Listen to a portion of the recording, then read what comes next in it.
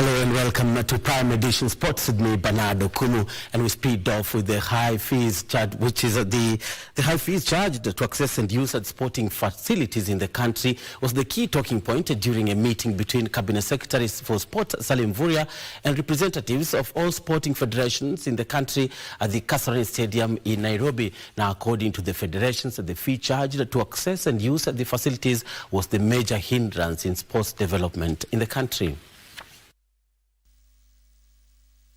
All sporting facilities are charged a fee of more than 50,000 shillings for hours, including Nyayo and Kasarani, and that was the major talking point as CS Mvurya met federations at the Kasarani Stadium.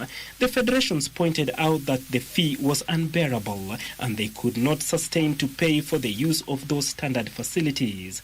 In addition to charges, the federations also pointed out that state-owned facilities are not accommodating all disciplines, in addition to not being considerate for persons living with disabilities. Another key issue that was discussed during the 4-hour meeting was funding and hosting of international events, with some federations feeling left out when it comes to bidding of hosting international events, and others saying funds to travel and compete in international tournaments was not being done on a fairness basis.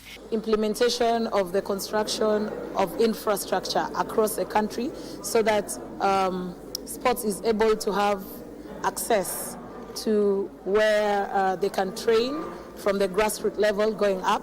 The ministry also in return expects us, and the government expects us also to reciprocate by having a good governance order in our respective federations.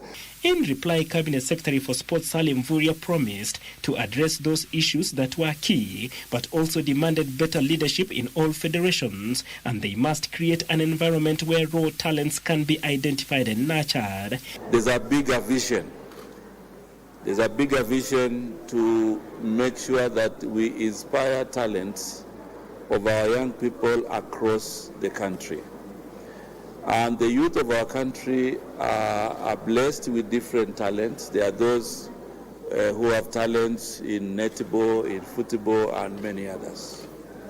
And therefore, that vision to ensure that we turn the talents into sources of livelihoods require formidable partnerships. It was also a key facility issue to Athletics Kenya, which said the construction of facilities should also be done with the sports person in mind, saying that no stadium has been built in an environment that would favor sprinters in Kenya.